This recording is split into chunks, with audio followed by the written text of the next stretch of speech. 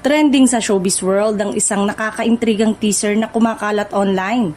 Isang simpleng larawan na may petsang 424-26 logo ng Star Music at GMA Network at isang pulang gusot na tila may tinatagong sorpresa. Ang tanong ng marami, sino nga ba ang kapuso artist na ito na maglalabas ng single sa ilalim ng Kapamilya Music label? Hindi lingid sa kaalaman ng marami ng Star Music ay bahagi ng ABS-CBN kaya lalong nakakagulat at nakakakilig ang ganitong uri ng collaboration. Sa gitna ng matagal ng network rivalry, tila mas pinipili na ngayon ng industriya ang pagkakaisa at mas malawak na oportunidad para sa mga artista. Maraming netizen ang agad nagbigay ng kanika na lang hula kung sino ang naturang kapuso star.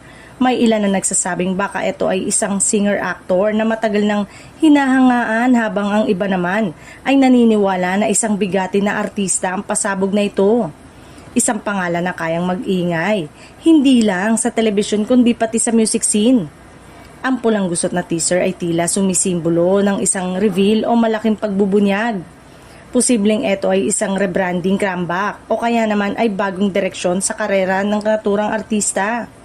Ang petsang nakalagay ay lalong nagbibigay ng excitement at tila countdown na lang ang hinihintay ng fans. Hindi rin ito ang unang pagkakataon na nagkaroon ng cross-network collaboration, ang GMA Network at ABS-CBN. Sa mga nakaraang taon, unti-unti nang nababasag ang pader sa pagitan ng dalawang higanting network at mas nagiging bukas sila sa mga proyektong makapagbibigay saya sa mas maraming Pilipino.